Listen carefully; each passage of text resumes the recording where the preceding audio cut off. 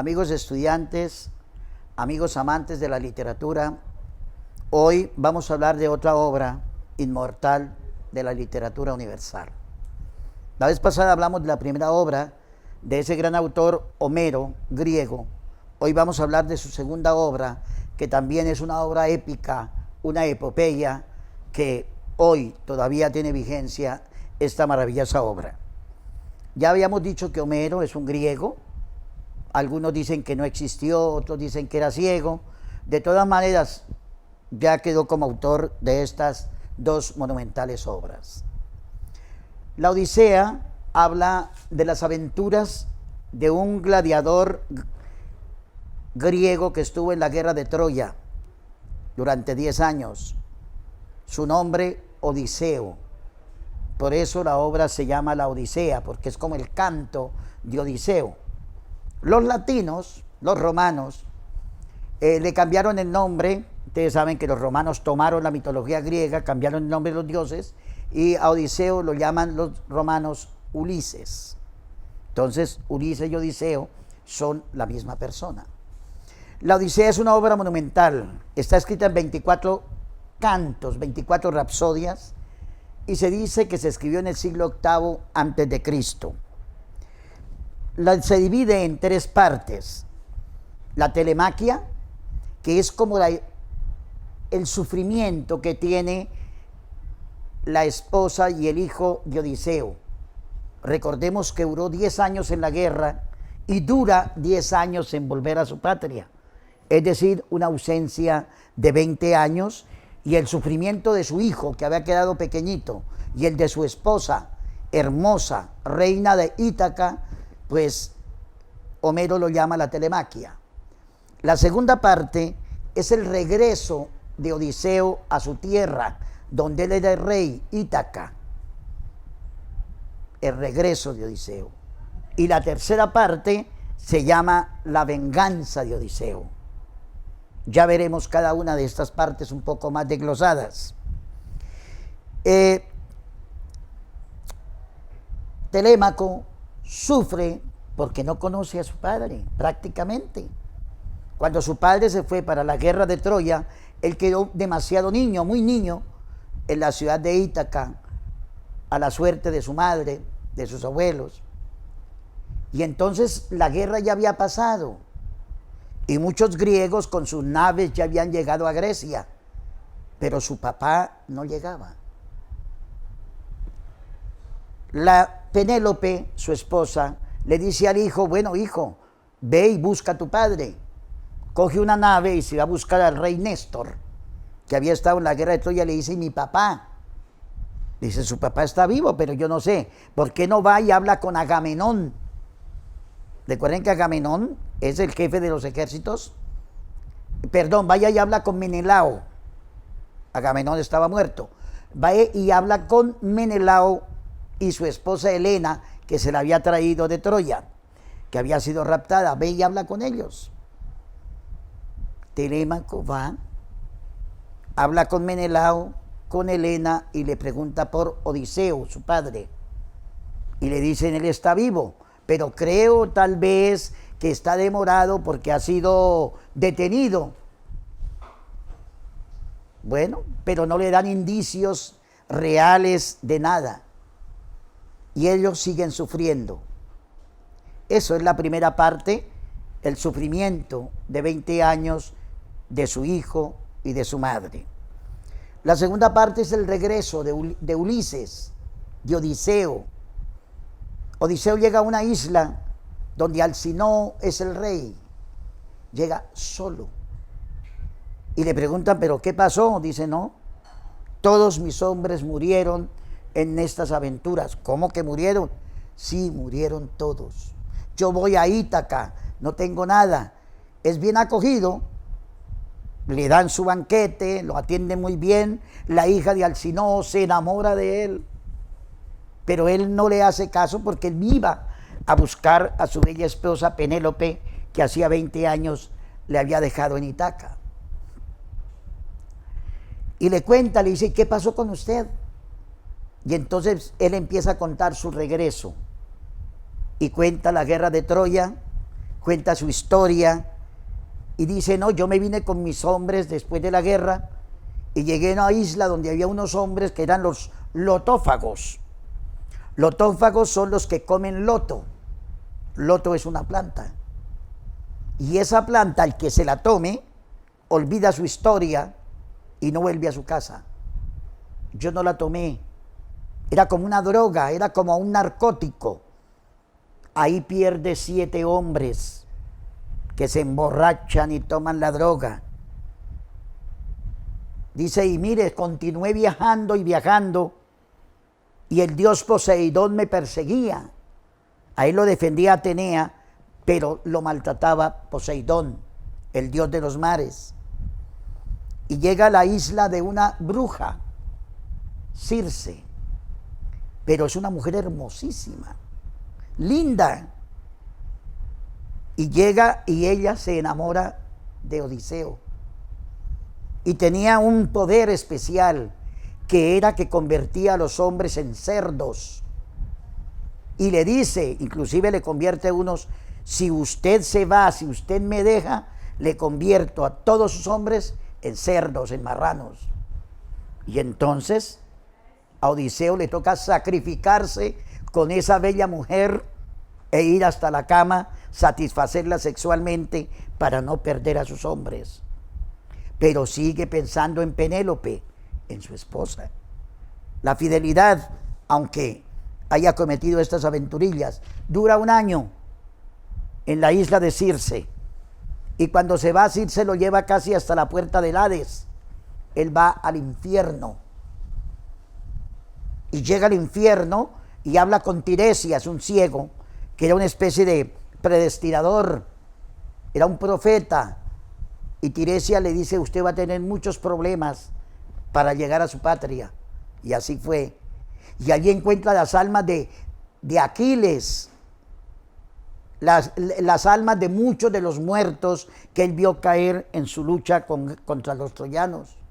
Llora por ellos, pero sale del infierno y continúa su odisea, digamos así, su martirio. Cuando van viajando, tiene otra aventura increíble. Empiezan a oír unos cantos, y eran unas sirenas encantadas que cantaban y atraían a los hombres y los mataban.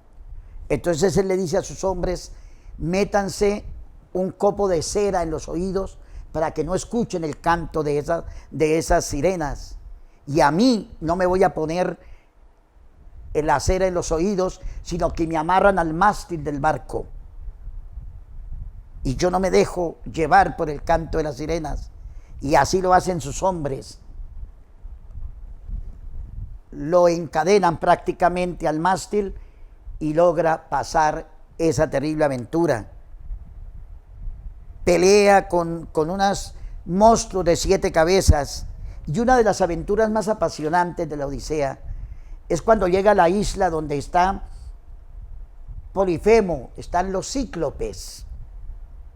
Quedan los cíclopes, unos hombres inmensos que tenían un solo ojo en la frente, pero eran gigantes y comían carne humana, eran caníbales. Y él entra a la cueva donde está Polifemo, que era como el jefe de los cíclopes.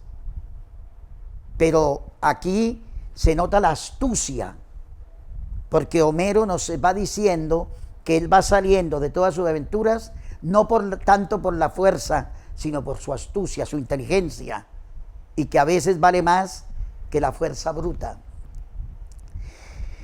Polifemo los mete a una cueva y él se sienta en la entrada, de tal manera que no podían salir. Odiseo encuentra vid, encuentra uvas, y le dice a sus hombres, vamos a machacar las uvas y vamos a hacer vino. Y hacen grandes cantidades de vino. Y entonces se le acerca con unas jarras enormes a Polifemo, al monstruo, y le dice, ¿por qué no tomas vino? Y le da una jarra inmensa, y Polifemo empieza a tomar ese vino, y le parece agradable. rico. Y le dice, dame más. Y le da más. Y Polifemo se emborracha. Se emborracha, pero hablan. ¿Y tú quién eres? Le pregunta el monstruo a Odiseo. Le dice, yo soy nadie. Yo me llamo Nadie. Bueno, el monstruo se cae, semejante monumento de hombre se cae. Y Odiseo le dice a sus hombres que corten un árbol grande y hacen como un lápiz, le sacan punta y lo ponen al fuego. Y cuando está en ignición, cuando está candente, se lo meten por el ojo a Polifemo y lo dejan ciego, lógicamente. Y Polifemo empieza a gritar, y los compañeros que estaban lejos en el mar le decían, ¿qué le pasó? ¿Quién lo atacó? Y él decía, nadie me atacó. Ese era el nombre que astutamente le había puesto Odiseo. Y como decía que nadie lo atacó, pues no vinieron. Y ellos salen en unas ovejas, por debajo de las ovejas, que unas ovejas inmensas se colocan por debajo y van saliendo de la isla. Esta es una de las famosas aventuras de Odiseo. Luego llega a otra isla donde había una mujer bellísima. Se llamaba Calipso. Y allí es donde más se demora. De los 10 años que dura para llegar a su patria después de la guerra, 7 lo tiene encerrado Calipso. Y era una mujer también bellísima, hermosísima, y a él le tocaba hacer el amor con ella y complacerla, con tal de que no matara a sus hombres y con tal de que lo dejara salir, y lo tiene encarcelado. Hasta que Atenea le dice a Zeus, suéltenlo, ayúdenlo. Y él puede irse de la isla de Calipso. Luego Poseidón, el dios de los mares, le manda una ventisca impresionante y mueren todos los hombres, menos él. Y ahí es cuando estábamos, lo que decíamos al principio, en el reino de Antinoo, y le cuenta que él va para Ítaca, para su pueblo. Pero lo que él no sabía era que en su pueblo muchos pretendientes habían llegado a usurparle el reino y a enamorar a la hermosa Penélope. Era una mujer también hermosísima, la reina de Ítaca, la esposa de Odiseo. Y le decían, tú tienes que casarte. Le dañan el reino, decían, no, yo no me caso porque mi esposo está vivo. Ella mantuvo la esperanza de que él está vivo. Ya no aguanta más la presión.